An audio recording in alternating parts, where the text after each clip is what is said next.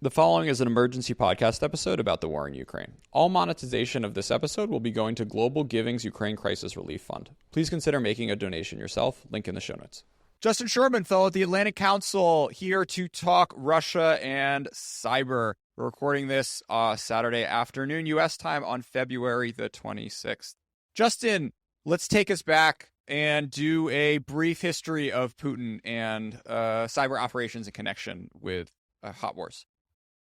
With Putin and cyber in general, we're going back to the beginning of his presidency over 2 decades ago. The Russian government has long developed cyber capabilities, but for a while that was mainly focused on espionage, stealing information for intelligence purposes, maybe handing that off to then do some kinetic thing, but really just about taking data for spying reasons.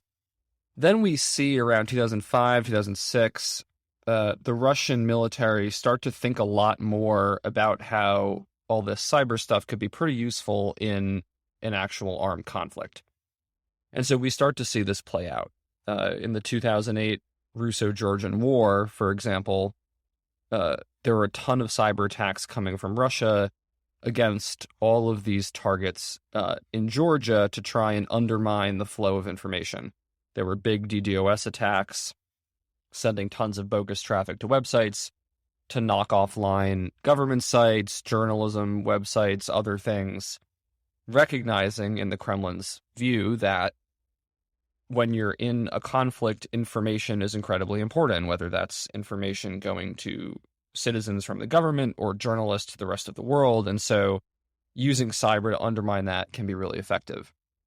We've seen the same thing play out a number of other times, even with Russian proxy military companies and other things where they're launching a physical attack, but they're using cyber to understand their target ahead of time or to take websites offline to undermine information flows.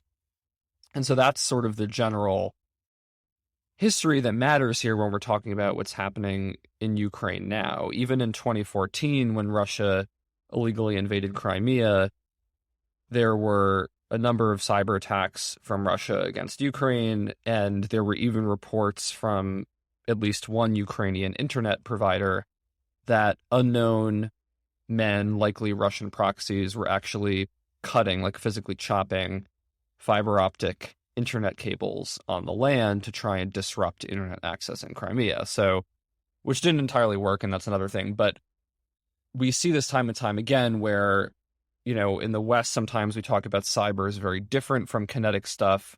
Russia sees a lot of that now as very fused. Sure. So let's take us up to February 22. What were the sort of cyber lead up operations to what's happening right now, and you know, what's the state of play 4 days into the war? The information operations are worth mentioning. We make, you know, very, very strong distinctions in the West between cyber operations, sort of the ones and zeros in code, and information operations, disinformation, fake videos, etc. And that's not as clear a line in the Kremlin's view. And so, you know, we've seen a ton of disinformation about Ukraine. Of course, there was US and UK intel reporting about the Russians possibly creating fake videos as a false pretext for invasion and all these kinds of things. And I'm not going to repeat all the patently false, you know, propaganda they propagated, but that's been a big part of it. And then, at least in mid-January, we were already seeing hacks of Ukrainian entities coming from within Russia. There were DDoS attacks in recent weeks against Ukrainian banks, against Ukrainian government websites. Again, like I mentioned with that history, recognizing that if you take information offline, that can be valuable as an attacker.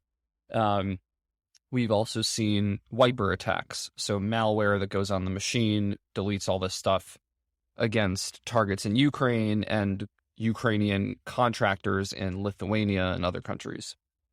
And on top of that, we've seen hacks and phishing against civilians and civil society organizations. The Kyiv Post which is one of the most important and influential media outlets in Ukraine, has been under constant cyber attacks since Russian troops attacked. We've seen even the Belarusian military actually launch a number of phishing campaigns against Ukrainians and against the Ukrainian military. So I'm sure more will happen in the coming days and weeks. It's something that's still very much playing out.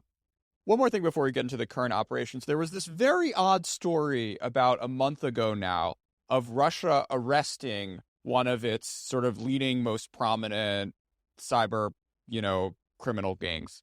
Do you have any thoughts about what was going on there? Was that a sort of signal to everyone else to get with the program, or does anyone have a clue of how that story relates at all to what we're seeing now?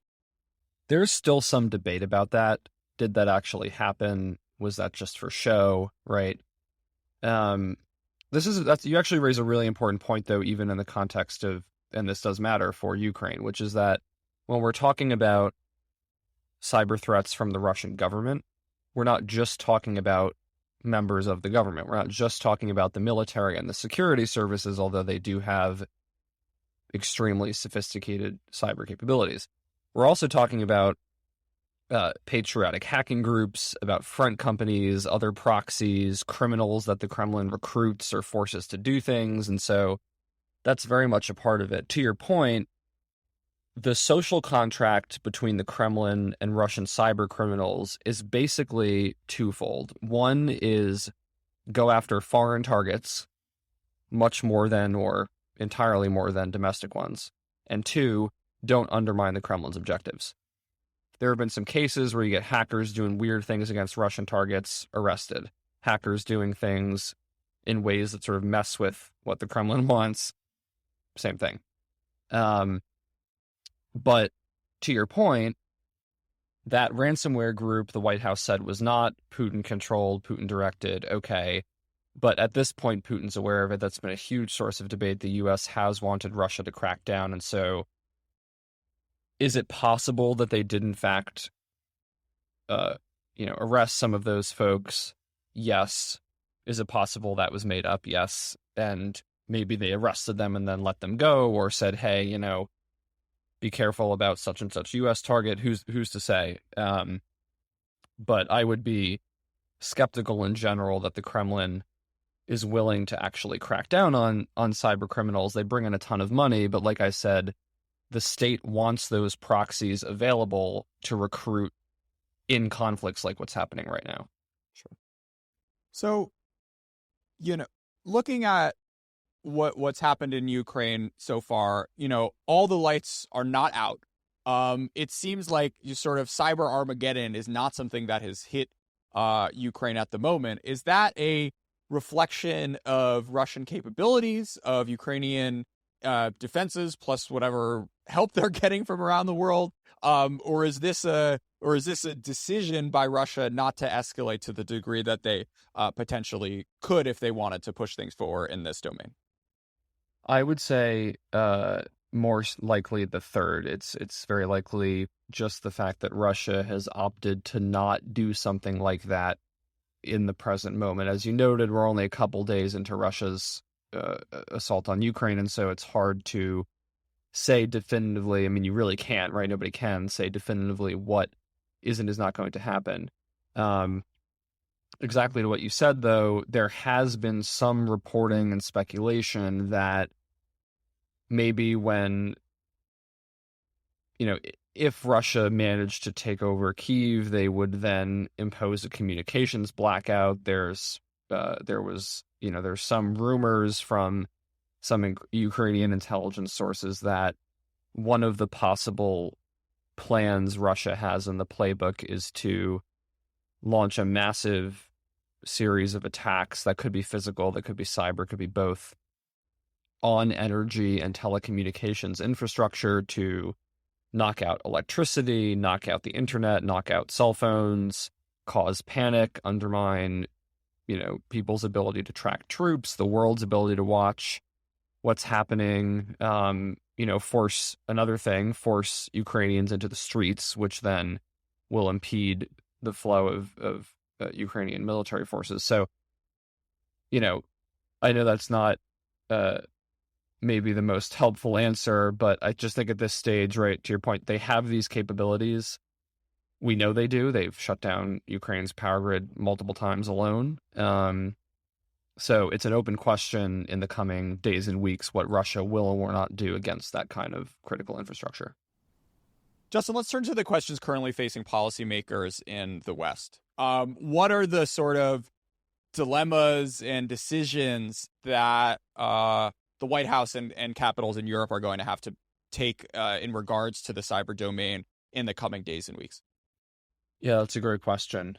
One is thinking about of course, these aren't really separable, but for conversation's sake, we'll say defense and then offense. So defensively, the U.S. has put out numerous advisories, and so has the U.K., saying we don't have a specific threat. We don't have intel saying Russia's about to hit X bank, let's say. But because of what's going on right now, critical infrastructure and critical industry sectors in the West should be monitoring for very unusual activity, should be very prepared for the possibility of getting hit by Russian hacking. Now, the U.S. advisory on this said that they from the Cybersecurity and Infrastructure Security Agency said that they believe that if Putin perceives the West as meaningfully assisting Ukraine, he might launch cyber operations against American targets.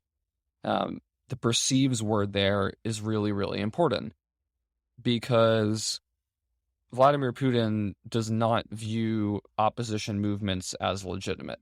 There's a variety of complex and not so complex reasons for that, but essentially sees these kinds of opposition movements around the world as foreign funded. Point being, it's not very difficult for him to imagine a U.S. hand where there isn't. So there really is a real risk that U.S. systems are hit, and same with European ones. In terms of offensively what we can do, and I'll include helping Ukraine there, EU and U.S. And other officials have been helping Ukraine for years try and boost their cyber defenses. But the open question is, what are we doing right now? It's very possible that we are doing things in the classified domain covertly in cyberspace. There, of course, was the NBC report the other day, then quickly said to be false by the White House press secretary about Biden getting a series of cyber options. Again, options, and there's a huge gulf between getting a list of things you can do and then doing it. But the U.S. is thinking about this. I think, the point you had mentioned about what's the calculus. To me, the real concern here about, say, throwing a bunch of U.S. cyber operations against Russia right now is escalatory risks and spillover risks. The Biden administration very clearly does not want to have, at this literal day moment, direct U.S. versus Russian military conflict. The Biden administration weeks ago, right, had said no American troops will come into direct fighting with Russian troops, even as we send guns and other things to Ukraine. And right now... Well, just on that point for 1 second, seeing videos of Ukrainian troops not having helmets and the idea that, Tony Blinken today put out a statement saying, oh, over the past year, we've spent more than $1 billion sending them stuff. It's like $1 billion is like peanuts. Sort of looking back at the sort of meeting ends and means here. But anyways, back to you, Justin. No. I mean, that's a fair point, right? And I agree with you. I mean that to say, right, the Biden administration has been doing a little bit, but has been very averse to actually throw its weight behind this. And you raise a good point. I mean, broadly, I have many criticisms with the U.S. approach to these recent events, including, again, Masha Gessen did an amazing interview on this the other day about sort of the American delusion that if we just keep sanctioning random Russian entities that they can easily work around. We're going to somehow deter Putin, which is absurd. But yeah, right. So, but point being, right, for better or worse in various ways, that is the sort of the U.S. concern right now is escalation, is Putin doing a bunch of stuff back, of the fact that, questions about whether or not he's gone off the rails, frankly, because there have been various folks publicly and privately who've made those kinds of comments. So there's a lot of concern about that escalation issue, but as we start to see, Russian troops get closer and closer to the center of Kyiv and killing more and more Ukrainians, you really do wonder, why are we not, or can we, what can we be doing, even just in cyber alone, to stop that from happening? So instead of hanging out at home recording a China Talk podcast episode, instead, let's pretend we have Cyber Czar Sherman walking into the National Security Council this afternoon. What are you telling the president? At least three things. One, as I mentioned, just because Russia has not deployed a wide range of aggressive capabilities yet, turning off power grids, attacking electrical and telecommunication systems, doesn't mean they're not going to tomorrow. It doesn't mean they're not going to in 2 weeks. We can't take that off the table. The second thing is that we have to be watching far beyond the Russian military. In many, many, many recent kinetic conflicts, the Kremlin literally will get on TV and say something about a foreign target, and then all these patriotic hackers of their own volition will start doing stuff. They will turn to cyber criminals. The FSB will literally call these people up and have them do stuff. So we have to be looking at actually this entire really complex, thorny proxy web that they have to launch attacks. The Belarusian military has been launching attacks in cyber, right? So we can't just focus on the Russian forces. And then the third thing is that, we have to think about the pros and cons of getting involved in cyber covertly right now. Certainly, the president, right, has expressed a clear aversion to openly sort of engaging with Russia in a more conflict-oriented capacity, even though we've done sanctions, which doesn't count to me. So, what can we do covertly, maybe, if we're not going to do something overtly to impede Russian troop movements, maybe go after communication systems, or could we do stuff to oligarch finances? And what's your if then statement on more aggressive cyber attacks? Well, I think we have to ask the question, are we willing to do what we're currently doing and risk that the Russian government literally takes over Ukraine? I personally think the answer should be no. I also think you have to ask the question, just in general, as a national security planner, do we think Putin's going to stop at Ukraine? Do we think Putin's going to, launch operations at the West after Ukraine, right? Like, there's all these other things that we don't know whether they're going to happen or not. And so we can't predicate entirely all our decision-making just on what's happening today. The other question is the sort of balance between cyber and hard power, and to what extent, an 8 out of 10 American cyber attack would actually make a difference on the ground, on the ground in Ukraine. If you targeted things like Russian military communication systems, that would have a big effect. Again, though, then you get back to the question of, well, if we're telling Cyber Command, which is a U.S. military organization, to take out communication systems of a foreign military while that foreign military is waging a war, right? Again, it just comes back to this question of how that sits, of how Russia will see that, and the U.S. concerns about escalation. Closing thoughts, Justin? Unfortunately, as I said, as we've talked about, we cannot use the past few days as necessarily the indicator of what's to come in cyber. And so, I just hope that the government, right, Europe and everyone else is doing what they can right now to prepare for the fact that Russia very well may in the coming days or weeks target, Ukrainian systems in a much more aggressive way. And the sort of the thoughts, like the chance and likelihood that whatever they do spills out into the rest of the world? It depends what they do. If they are hacking directly into internet service provider facilities and taking systems offline in Ukraine, that's different than if they launch a ransomware attack, which is also, I would say, on the table.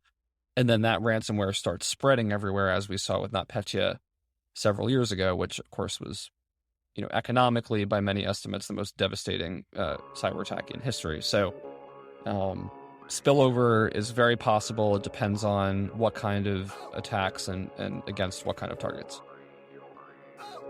Justin, thanks for being a part of China Talk. Thanks for having me.